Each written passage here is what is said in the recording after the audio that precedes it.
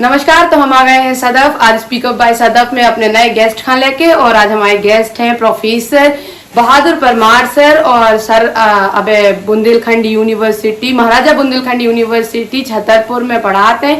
इसके अलावा बुंदेलखंड के इतिहास पे बहुत सारी इन्होंने किताबें लिखी हैं और इनकी बहुत सारे ऐसे काम हैं जो आज तुम उन सबका ये वीडियो में पता चल है। तो बहुत बहुत स्वागत है सर आपको हमारे चैनल में। और हम सबसे पहले तो आपसे जो जानना चाहते हैं कि बुंदेलखंड के इतिहास के बारे में ऐसी क्या चीजें हैं जो दर्शकों को और हम जैसे युवाओं को पता तो होना ही चाहिए। बहुत बहुत धन्यवाद आपको, चैनल को बेटा सदफ पीटिया को स्वागत। पहली बात तो खुशी है कि चलो कम से कम तुम काम कर रही हो बुंदेलखंड की बात का अपने जो इलेक्ट्रॉनिक चैनल मीडिया के माध्यम से पूरे देश के संगे संगे संसार भर में फैला रही के लाने हम तुम्हारी तरफ से शुभाशीष और हम सबके काम में तो मदद कर रहे हैं। ये बहुत बहुत अच्छा लगा। दूसरी बात, अब तुमने जब चर्चा कही तो बुंदेलखंड का इतिहास बहुत प्राचीन है, इस पर चर्चा करने के लाने अपन सब जो कुछ जानो चाहिए।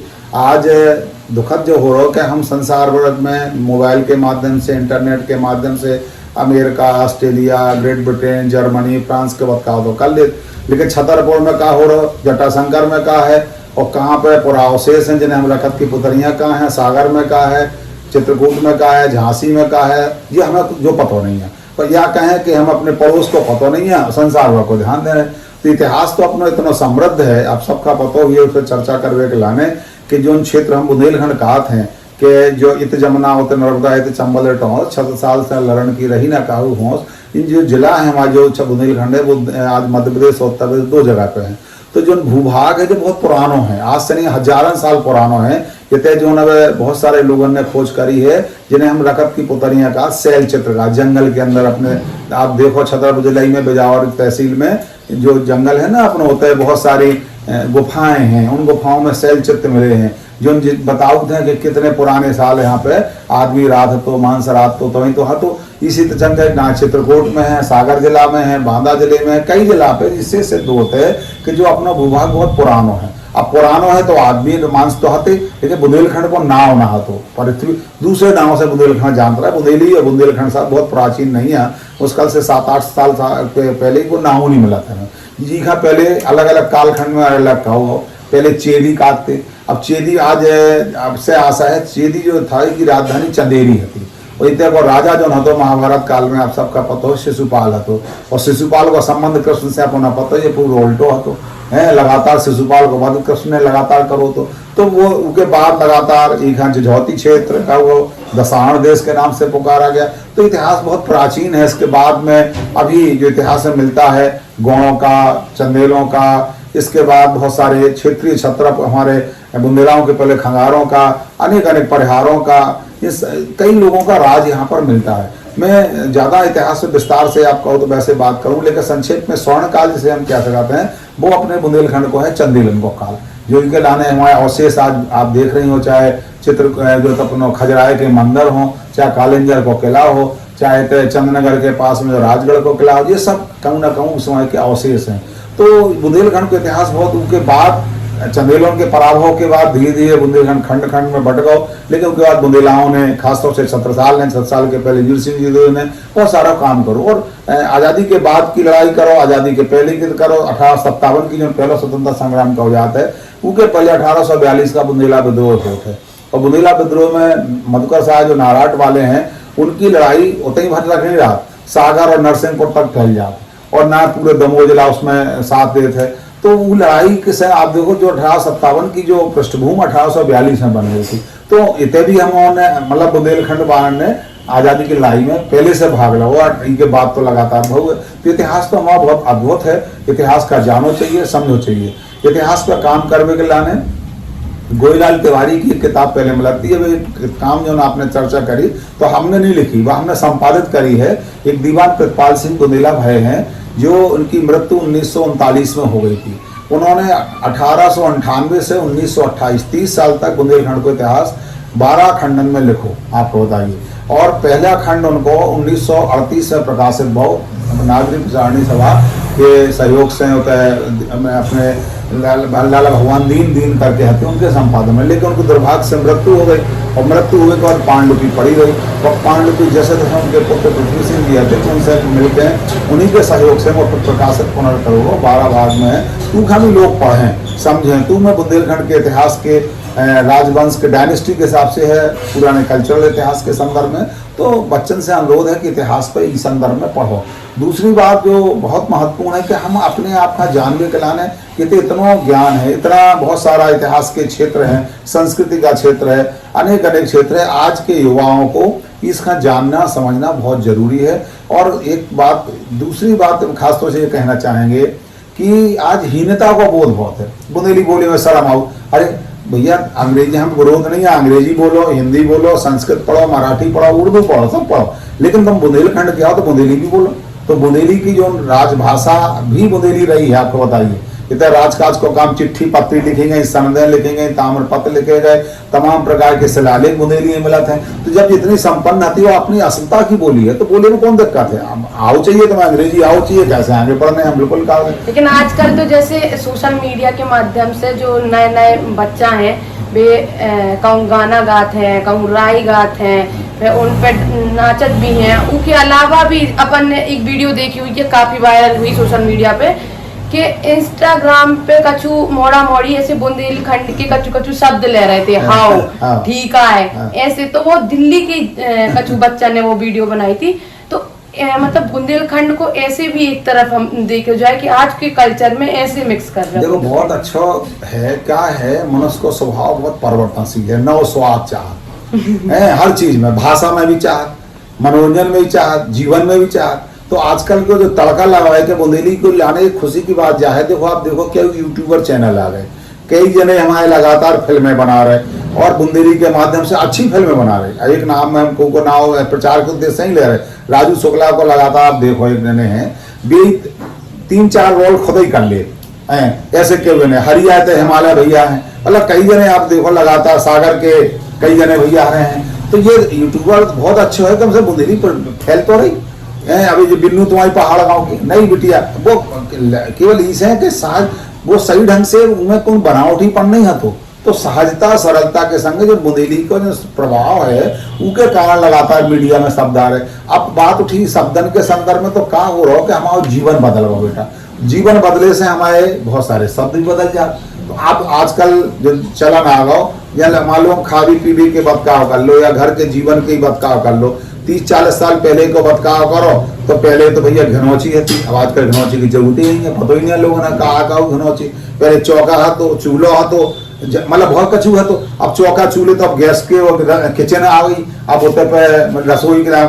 तो ये बहुत सारे शब्द उदाहरण के तौर पर, अब पहले दातौन करते, अब दातौन तो गायब ही होगी, कुछ दिन बाद लाए बच्चा ना बता पाया, दातौन भी कछू हो ही करती। अब इतना मना चला जा रही गाँव में, लेकिन ब्रश फ्रेश हो, अब बाहर हो गए जा रहे, अब वो बाहर हुए, मतलब बहुत सारे शब्दों के बाद बदकाव कर रहे थे, ऐसी दिक्कतें हैं।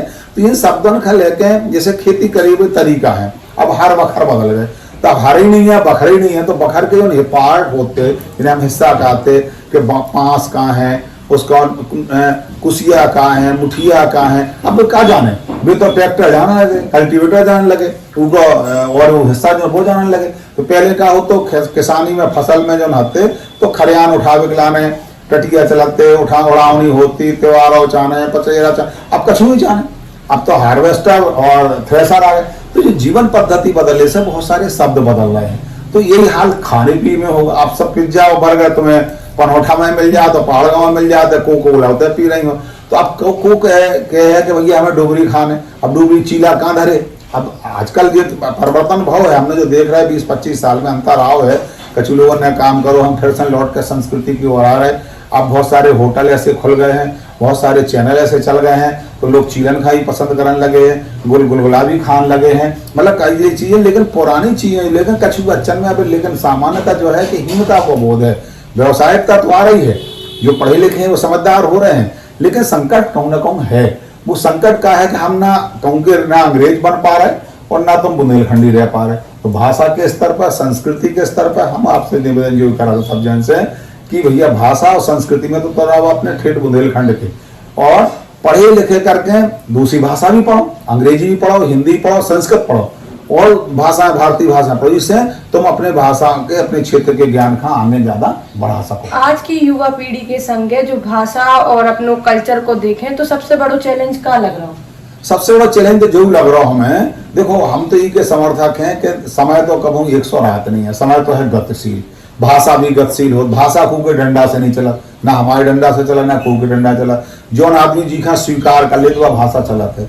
अब वो समय जब 100 नहीं है तो समय जो है कि हम इतनी न बिगड़ जाए कि मूल तुम्हारा गायब हो जाए। मूल स्वरूप रहो चाहिए हमारा, केवल जो है कि मूल जो स्वरूप है हमारे जीवन के, मूल्य जिन्हें हम कहा थे, ईमानदारी है, सत्य है, प्रेम है, निष्ठा है, हमारे आपसी भेदभाव ना करके हम आपसी मेल मिलाप है, जो कहूँ ना कहूँ बिलात जा रहा हो, जो दिखाते हमें दिखाते है। अब बाल बच्चे बब्बा बगलो नहीं बैठो चाहत, आज बाल अब तो ज्यादा दशा है कि बताइए आप सही बात नहीं करो चाहत भी, विधन मोबाइल में घुसे, मतलब ये बहुत सारी दिक्कतें आ गई। तो जब आप उन्हें बोलो बताओ पसंद नहीं हो रहा, तो भैया जब परिवार में ये कारण क्या हो रहा हो, सुसाइड कर रहे हैं, बहुत जन मर रहे हैं, बहुत क्या हो रहा है, ऐसे गलत कदम अपराध हो रहे हैं। जब आपके ऊपर लोग का, एक समाज का जो भय होता है वो दबाव नहीं है, इसलिए तमाम प्रकार के जो बीभत्स रूप हमें देखने मिला, तो उसका कारण ये भी है। तो सबसे बड़ा संकट हमें ये नजर आ रहा है कि हमें अपनी पीढ़ी का संस्कार देने की जरूरत है। संस्कार कैसे मिले? परिवार से, उनका समझावे के, उनका संस्कार क्लास में नहीं मिल सकता, संस्कार जीवन जिये से मिलेंगे। तो संस्कार एक ऐसी चीज है जिसमें केवल खाओ पीवो नहीं है, पहन मोड़ वो नहीं है, आपको पूरा आचरण है, वो बना थे सोच विचार से। आपको सोच कैसे हो, आपको सम्मान कैसे हो, आप दूसरे कैसे हो, जैसा सोचो वैसे ही बन जाओ ना। अब सोचना ही नहीं है, सोच तो दूसरे ढंग का, सपना तो देख रहे हैं हम बता अमेरिका को और पिज्जा और बर्गर दिल्ली को। तो बुंदेलखंड के बारे में, के दद्दा के बारे में, बहू के बारे में, बब्बा के बारे में कैसे पता चले? लेकिन जो भी तो देख को मतलब अपन देख रहे हैं कि जैसे कोनो बच्चा बुंदेली बोलत है, चाहे वो स्कूल में बोल ले, चाहे वो परिवार में बोल ले, सो मताई बात हो या फिर स्कूल वाले हो, तो भी सब दिन चढ़ जातू बच्चा पे कि मैनर्स लिया और बहुत अच्छी बात। दुश्मन तो भी है ना हमारी बिनती, तुम सुनो, बच्चन सुनो, दुश्मनी तो है हमारी पीढ़ी वाले से। तो उन्हें मजूरी कर रहे, अपने लड़का कॉन्वेंट पढ़ा रहे, कौन कॉन्वेंट में पढ़ा रहे, जितने की तनख्वाह बच्चे मास्टर साहब की, मैडम जी की तनख्वाह 2000 रुपया है। अब 2000 रुपया में का कॉन्वेंट पढ़ा है उन्हें खुद नहीं पता जैसे एप्पल का है। तो समस्या ये है कि हमारे अंदर जो विदेशी संस्कृति के प्रति राग पैदा हुआ, ये दुखद है। हम अपने मतलब बच्चन से तो हम चिंता नहीं, हमारी पीढ़ी से जिसने संस्कार नहीं दिया, दिक्कत ये है ना। तो इसी के संदर्भ में मेरा कहने का आशा यही है कि बेटा सबसे महत्वपूर्ण है कि पढ़ो जो पढ़ने, लेकिन गहराई से तो पढ़ो, हिंदी पढ़। अब ऐसी स्थिति में क्या हो है, हमने कई बच्चन का देखो, हम तो पढ़ाउत हैं, पहले स्कूल में पढ़ाउत है, कॉलेज में पढ़ाउत, जो इंग्लिश मीडियम के बच्चे आउट हैं 12वीं में करके और फिर को बाहर नहीं भेज पाया, उनके बाप मताई मान लो के कॉलेज में हमने देखे, तो वे कम के नहीं रहा। क्योंकि देखो भैया भाषा तो क्या व्यक्ति का माध्यम है, आपका सोच जो मौलिक है वो मौलिक सोच ज्ञान को बढ़ो चाहिए। तो भाषा को कौन प्रश्न जो इस आने है, आजकल राष्ट्रीय शिक्षा नीति आ रही, चेंज हो रहा है, आपका पता बुंदेली के संदर्भ तुमने बताओ, बुंदेली से पढ़ाई आ रही बहुत पहले से, 1900 मतलब 86-85 से तो नर्मदा प्रसाद गुप्ता तो पढ़ा उतरा, उसके बाद 94 से लगातार हमें एमए में पेपर चला रहा, बीए में लगातार स्नातक स्तर पर पेपर चल रहा, किताब चल रही है, अच्छे खासे बच्चा पढ़ रहे हैं, एमए में भी है, रिसर्च भी हो रहा है, यूपी के झांसी विश्वविद्यालय सब जगह पढ़ रहे हैं। लेकिन दिक्कत क्या है कि उन्हें वो कह रहे हैं हमें बनते ही नहीं है, बनते ही से नहीं है, बोलो नहीं चाहते, पढ़ो नहीं चाहते, दिक्कत है। तो अधकचरे ज्ञान के कारण खतरनाक स्थिति हो रही है। और हम तो ये कहते हैं कि रोजगार भी बुंदेलखंड की संस्कृति में है, भाषा में है। आज विदेशी लोग शोध कर आ रहे थे, हेम्बर यूनिवर्सिटी से तात्याना और अंश का इतने आकर के हरदौल पर शोध करती हैं, इतने जो बच्चन का हरदौल, अरे जब रसिया से और जर्मनी से महिला आकर के शोध कर सकती हैं, इतने के लोगों ने पता नहीं चला। तो कारण क्या है कि हम कस्तूरी मृग की तरह हो गए, जी के नाभि में खुद आपका पता है खुशबू है, लेकिन हम इतने होते ढूंढत कर रहे हैं। वही हाल हमारे बाल बच्चों को होगा, हमारे माटसाबन को होगा, उन अधकचरा मानसिकता के अभिभावकों को होगा कि केवल अंग्रेजी पढ़े से आगे बढ़ सकता, ऐसा नहीं है। कई ऐसे बाल बच्चे हैं जो इन्होंने हिंदी में, आपका पता ही हुई है, अपने छतरपुर जिला के चंदला के सरवई के पास कोई गांव लड़का रजौआ के गांव को कुलदीप पटेल IAS बनो, वो यहीं से पढ़ो, हिंदी मीडियम से पढ़ो। तो कोई मीडियम को वो माध्यम नहीं है। कई बाल बच्चे, हमारी बेटियां बच्चा है मतलब कहने के लिए बहुत सारे बाहर आने निकले, वो मीडियम इंग्लिश मीडियम में नहीं पढ़े, सब हिंदी मीडियम में पढ़े। तो मीडियम महत्वपूर्ण नहीं है, आपका सोच महत्वपूर्ण है।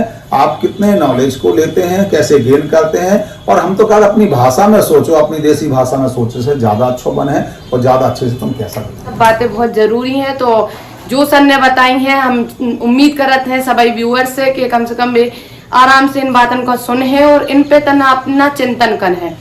उसके अलावा सर हम जो जानना चाहत कि जो हमारे छतरपुर को इतिहास है, हम बुंदेलखंड के वो हिस्सा में आज जो बहुत सामंतशाही है, पुरुष प्रधान समाज है, ऊपे मतलब छतरपुर पे ऐसी का चीजें हैं जो बहुत दब गई हैं या फिर कभी पता ही नहीं चली? अब देखो बेटा, ऐसा है छतरपुर का इतिहास, पूरे बुंदेलखंड का इतिहास अलग अलग है। यहाँ पर इतिहास छतरपुर की अब बात करें तो आज़ादी के बाद का इतिहास तो अपना अलग है, मध्य प्रदेश बने के बाद का इतिहास अलग है। उनके पहले जो जिला में केहू राजे रजवाड़े रहे, तो हमें पता हुई है कि नौगांव है, नौगांव में पॉलिटिकल एजेंट रहा, तो जब बुंदेलखंड की 76 रियासतन को वो कहूँ न कहूँ तरह से नियंत्रण करेगा। तो छतरपुर की जो रियासत है, जिसे महाराज राजा रहे आए तय पे, तो परमार वंश के है, 2 ही परमारण की है, एक जाओ एक बेड़ी। तो उनका अब छतरपुर के संदर्भ में तुमने बात उठाई, तो छतरपुर कई मामलन में हमने जो पढ़ो समझो देखो ज्यादा प्रोग्रेसिव रहो, काय के माने शिक्षा के मामले खासतौर से। महाराज विश्वनाथ सिंह जी जो रहे, जिन्होंने महाराजा कॉलेज उनके उत्तराधिकार पहले से बनो, तो बाद में उर्दू मदरसा से शुरू हो, उनके हमने अभी कुछ दिन पहले एक इतिहास की किताब में कुछ अभिलेख देख रहे थे, हरिविष्णु अवस्थी के माध्यम से रहते होते, तो जो पढ़वे में आओ के तय कि महाराज विश्वनाथ सिंह अपने बजट को 10% शिक्षा पर खर्च करते। आज भारत सरकार नहीं कर पा रही, मध्य सरकार नहीं कर पा रही। यही से महाराजा कॉलेज जो हतो पहले उनमें बहुत दूर दूर के बाल बच्चे पढ़ गया होते। इतने ही विश्वनाथ सिंह के इस समय पे यहाँ पर मिश्र बंधु रहे हैं, जो सुखदेव बिहारी वो दीवान के तौर पर है। इतनी पे बाबू गुलाब राय रहे, निबंधकार रहे, पढ़े लिखे लोगों के एक बहुत बड़ा यहाँ पर तबका वियोगी हरि जी भी रहे, और गंगाधर जैसे राजकवि भी रहे। ईश्वरी भी आए, लेकिन ईश्वरी का हमने ऑफर दो, ईश्वरी ने स्वीकार नहीं करो, बोला है। तो संक्षेप में हम जो कहें कि छतरपुर राज्य के संदर्भ में तो कई मामलों में ठीक ठाक है। तो अब यहाँ पर आज़ादी के संदर्भ में देखें तो आज़ादी की लड़ाई यहाँ पर सीधी सीधी कैसे अंग्रेजी बुंदेलखंड के अधिकांश जिलन में अंग्रेज सीधो राज नहीं करते। मुगलन ने भी सीधो राज नहीं करो, अंग्रेजन ने भी करो, राजाओं के माध्यम से राज करो उन्हें। तो प्रजामंडल के माध्यम से आंदोलन है। अब प्रजामंडल के माध्यम से आंदोलन हुए तो अधिकांश लोगों का जो समझ में आओ, हमारी गहराई निष्कर्ष पहुंच पढ़े में आओ कि वे एक और तो हमारे स्वतंत्रता सेनानियन का साहित्य आते कि तुम आंदोलन करो, हम तुम्हारे संग हैं, अंग्रेजों ने भगाओ ने, और कहूँ ना कहूँ डरे और दबे रात अंग्रेजन से भी मिले रात। मतलब जिसे कहें कि डुअल पॉलिसी, कहीं ना कई ऐसे एविडेंस, कई ऐसे उदाहरण मिलते हैं, चाहे गरौली स्टेट का हो चाहे छतरपुर का हो, कई ऐसे सबूत हैं जिनसे सिद्ध होता है कि ये लोग लगातार इनको खासतौर से आंदोलनकारी जिन्हें हम कहते हैं स्वतंत्रता सेनानी, उनको प्रोत्साहित भी करते थे और दूसरे उनकी खबर ही कर देते। अब इनका क्या कहें। रही बात इसके संदर्भ में जो तुमने दकियानूस या इसके संदर्भ में उठाया, तो इसके कारण बुंदेलखंड बहुत पिछड़ा है, कई मामलों में पिछड़ा है। शिक्षा की कमी है, रोजगार की कमी है, दोहरी गुलामी रही, और गुलामी के संगे संगे हमारे मानसिकता में जो छुआछूत भेदभाव बहुत सारी चीज़ें हैं, उसके कारण ये स्थितियाँ आई हैं। और अभी भी बुंदेलखंड में आए यदा कदा आपको देखने को मिल जाता है कि कहीं अभी छुआछूत की घटनाएं, कहीं भेदभाव की घटनाएं। इस सबको ख़त्म ऐसे कर सकते हैं। मैं बार बार कहा करता हूँ कि भैया अब हम बराबरी से बात करें, बराबरी को व्यवहार करें, चाहे वो स्त्री के और पुरुष के बीच को व्यवहार हो, चाहे जिसे हम दलित भाई कहते हैं या सर्वक जातियाँ कहते हैं, सबको समाज के विकास में बेटा सबको योगदान है। जो छोटे से छोटा किसान भी है उसका एक बहुत बड़ा योगदान है। अब और जो हमारे जिसे हम कहते हैं निर्माण करने वाली, दस्तकारी करने वाली जो जातियाँ हैं, उनका एक अपना योगदान रहा। उन सबका जब अपना योगदान रहा है तो उन सबकी भूमिका को, हिसाब को उनका हिस्सा भी मिलना चाहिए। लेकिन यहाँ पर ये शिक्षा की कमी का अभी भी वो विचार पुराने हैं, और विचार पुराने हैं और नए बच्चे भी आ गए हैं। तो इसके कारण इसे कई स्थितियों में जिसे हम कहते हैं संक्रमण से दौर से गुजर रही है बुंदेलखंड की संस्कृति, सामाजिक जीवन। और लेकिन फिर भी आशा की किरण ये है कि बहुत तेजी से बदलाव आया है और बदलाव हो रहा है। लोग अपने हकों हुकूकों के लिए जाग रहे हैं। संविधान ने जो लगातार हमको अधिकार दिए हैं उसके प्रति चेतना आई है और अपने हक मांगने के लिए आगे बढ़ रहे हैं। बहुत सारी बेटियां, आप जैसी बेटियां, मान लो जिले के गाँव से बच्ची है, पनौठा से पढ़ी लिखी हैं, आई अब तुम भोपाल, तो कई बेटियां लगातार आगे भी बढ़ रहे हैं, कई बच्चे आगे बढ़ रहे हैं, तो बढ़ तो रहे हैं। लेकिन उस गति, जो गति हमारे देश के अन्य हिस्सों की है, बुंदेलखंड की वो गति नहीं है। मैं इस बात को स्वीकार करता हूँ, लेकिन रास्ता निराश होने की जरूरत नहीं, आशा से आसमान थमाए, आगे हम बढ़ रहे हैं, बढ़ रहे हैं। तो काय चीज की कमी की वजह से मतलब बुंदेलखंड तो पीछे रह रहा हूँ? सबसे बड़ा शिक्षा की कमी, सोच की कमी, सोच है अपने यहाँ का भेदभाव भरा सोच है। अब उदाहरण के तौर पर शब्दन की बात करें, जो का दो बहुत सारे शब्द हैं, हम शब्दों के ऊपर बताएं कि एक शब्द गाली के तौर प्रयोग करते हैं बुंदेलखंड में, जिसकी कोई चरित्रहीना स्त्री हो तो उसको गाली देते हैं, बड़ी बेला है, बड़ी बंगालन है। दोनों शब्द ऐतिहासिक हैं। बेला एक करेक्टर है चंदेल काल का, उसका एक अभी नॉवेल आ रहा है, वैसे महेश कटारे जी लिख रहे हैं ग्वालियर वाले, और उस पर, और बंगालन, बंगाल की निवासिनी को बंगालन कहते हैं। हुआ क्या, इसके संक्षिप्त में जो मुझे समझ में आया कि कलकत्ता और बंगाल के माध्यम से अंग्रेज वहाँ आए, और सबसे ज़्यादा रेनेसां जिसे पुनर्जागरण कहते हैं वो बंगाल से ही आए। सबसे पहले जिसे हम आधुनिकता कहते हैं, स्वतंत्रता कहते हैं, वो सारी वहीं से, ब्रह्म समाज की स्थापना, सती प्रथा का विरोध, आर्य समाज की स्थापना, कांस वहीं से हुई है, प्रार्थना समाज आदि। और वहाँ स्त्री पुरुष का भेद खत्म करके स्त्री की शिक्षा की बहुत पहले से वहाँ समानता आ गई थी। तो वहाँ से जो पढ़ी लिखी महिलाएं आज़ादी के दौरान यहाँ पर बुंदेलखंड में आई, तो यहाँ के लोगों ने देखा कि वो पर्दा प्रथा नहीं कर रही हैं, पुरुषों के साथ बात कर रही हैं, हंसों के बात कर रही हैं, पढ़ी लिखी हैं। तो यहाँ के लोगों ने उसको चरित्रहीना और उल्टा के नाम से शुरू कर दिया, तो वो तो बंगालन है। तो ऐसे बहुत सारे एग्जाम्पल मिलेंगे, चाहे बुद्धू शब्द के संदर्भ में देख लें, नंगा लुच्चा के संदर्भ में देख लें, एक शब्द और आता है मराठों के संदर्भ में, वो मोराटा शब्द आता है। ये हीनार्थक शब्द हैं जो लोग को कहीं ना कहीं अव्यक्त करते हैं कि लोग किस तरह से सोचता है। तो सोचने का जो तरीका है ये अवैज्ञानिक और उस कालखंड के हिसाब से आज समकालीन दृष्टि से ठीक नहीं कहा सकता। इसको सुधारने की जरूरत है। लोग सुधर रहे हैं, जो पढ़ लिख रहे हैं वो सुधर रहे हैं, लेकिन अभी भी कई लोगों में पढ़ लिखने के बाद भी दिमाग में बुबास भरी है। वो बुबास इसलिए भी भरी है कि हम माइग्रेशन बहुत कम है, मजदूरी करने तो जा रहे हैं, लेकिन ज्ञान के क्षेत्र में लोग बाहर नहीं जाते हैं। जब हम घर के बाहर निकलेंगे, देखेंगे, 10 जगह देखेंगे, तो समझ में आता है कि हमारा एहसास क्या है। अब लोग यहाँ से जाते ही नहीं, यहीं पैदा हुए, यहीं मर जाना, तो देखा क्या उन्हें लगता है कि यही दुनिया है हमारी। लेकिन दुनिया कितनी बड़ी है, दुनिया कैसी है, इन सब चीज़ों को नहीं देखते। इसलिए तमाम सब चीज़ें, इसका बहुत अंतर कहीं ना कहीं पड़ता है। ऐसी क्या खास बात है छतरपुर में जो छतरपुर को अलग बनाती है बुंदेलखंड के और क्षेत्रों से? छतरपुर में कई चीज़ें हैं। आप सब उसके संदर्भ में देखें तो खास मिठाइयों के संदर्भ में देख लें, जटाशंकर को देख लें, खजुराहो तो आपके साथ है ही, महाराजा कॉलेज होगा, विश्वविद्यालय होगा, यहाँ के तालाब देख लो, यहाँ के मंदिर देख लो। और हम तो यहाँ कहते हैं यहाँ की जो रवायत है, यहाँ की संस्कृति मिलजुल करके रहने की थी, उसको भी खंडित करने का प्रयास किया जाए, जो ठीक नहीं है।